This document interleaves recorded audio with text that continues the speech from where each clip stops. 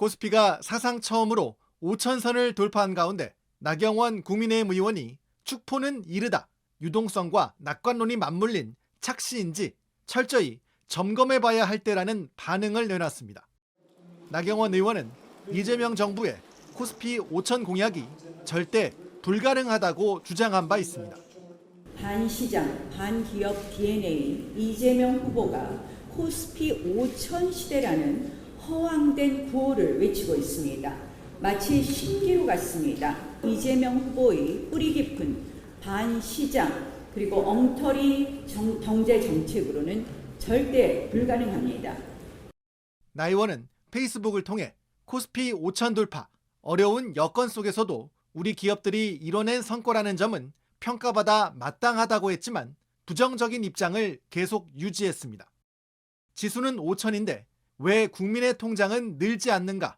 실물 경제도 그만큼 나아졌나? 왜 내 집 마련의 꿈은 멀어지고 채용은 줄어드는가?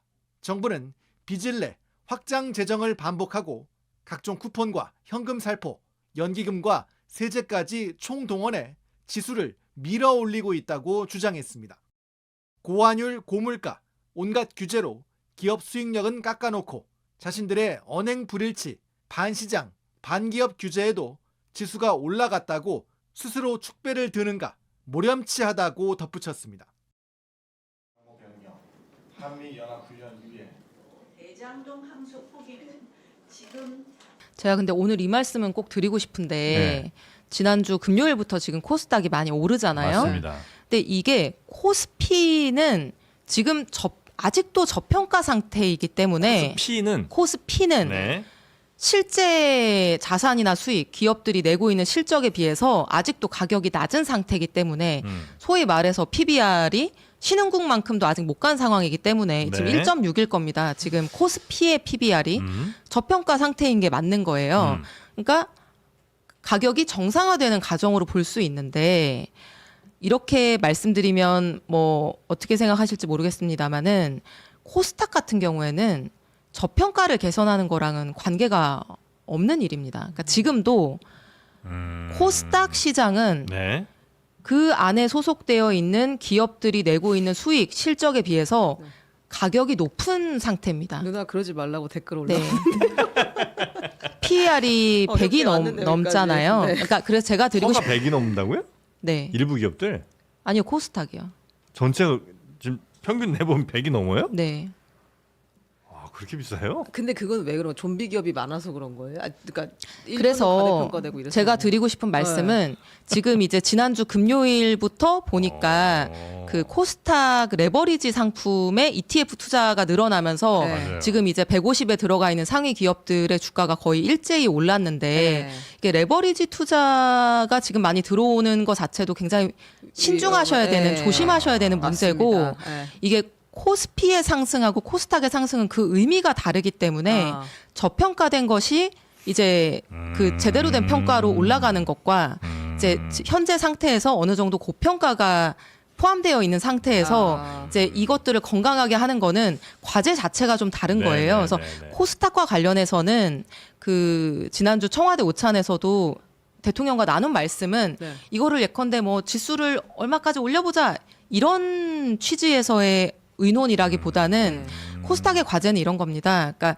그 부실한 기업들이 많이 섞여 있는데 아, 정리 좀 이런 것들을 예컨대 정리하거나 솎아내는 문제는 사실 이게 단순히 쉬운 문제가 아니고요. 거기에 다 주주들이 있잖아요. 맞아요. 그럼 만약에 그게 상장 폐지되면 그 주주들 피해는 어떡합니까?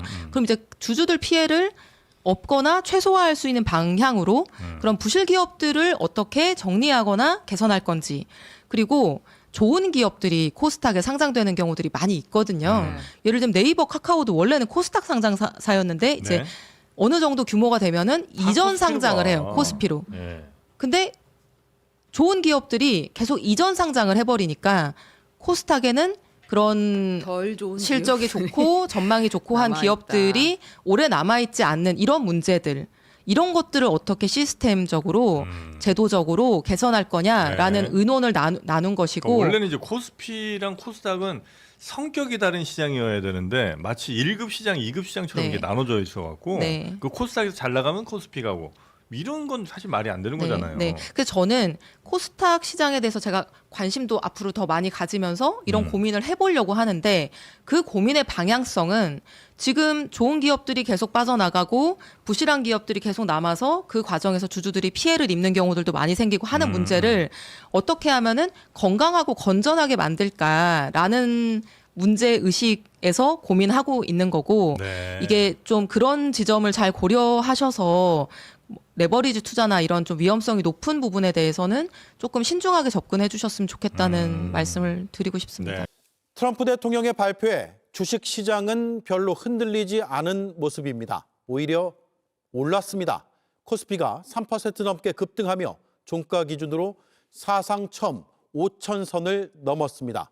코스닥은 1,100선에 다가섰습니다. 관세 문제의 당사자인 현대차의 주가도 많이 빠지지 않았습니다. 반도체 호황이 이어질 거란 기대감에 삼성전자와 SK하이닉스의 주가가 급등했습니다. 김현지 기자입니다. 한국거래소 직원들의 환호성과 함께 축포가 터져나옵니다. 코스피가 사상 처음 종가 기준 5,000선을 넘은 걸 축하하는 세리머니입니다. 오늘 코스피는 하루 새 2.87% 급등하며 5,084.85의 거래를 마쳤습니다. 어제 천스닥이 된 코스닥은 오늘도 1.7% 정도 오르며 1,080선의 장을 마감했습니다. 장 시작은 불안했습니다. 미국발 관세 쇼크에 코스피와 코스닥 모두 어제보다 하락한 채 거래를 시작했습니다. 특히 장 초반 자동차 관세 당사자인 현대차는 4%, 기아는 6% 빠지며 관세 파장에 대한 우려를 키웠습니다. 증시의 반전을 이뤄낸 건 초대형 반도체주인 삼성전자와 SK하이닉스입니다. 마이크로소프트 차세대 AI 칩에 고대역폭 메모리 HBM을 단독 공급한다는 소식이 전해진 SK하이닉스 주가는 8% 넘게 급등하며 80만을 넘었습니다. 삼성전자는 5% 가까이 오른 15만 9,500원에 마감하며 16만 전자 고지 돌파를 목전에 뒀습니다. 상반기 중에는 증시 내리가 좀 이어지지 않을까 좀 보고 있고요. 가장 큰 원인은 이제 반도체 업황이 워낙 좋다라는 부분이죠.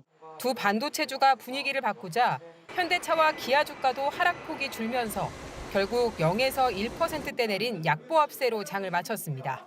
여타 그 실적 기대에 따른 반도체나 기술주들의 그러한 기대감이 코스피 5천 P를 견인하는 가운데에서 상대적으로 이 자동차 관세 이슈가 조금은 상쇄되면서 전반적으로 낙폭을 좀 줄이는 데 영향을 줬던 것으로 판단해 볼 수 있겠습니다. 코스피 낙수 효과로 코스닥도 동반 상승하는 점을 감안하면 6,000P와 2,000스닥이 결코 먼 일이 아니란 기대가 커지고 있습니다. JTBC 김현지입니다.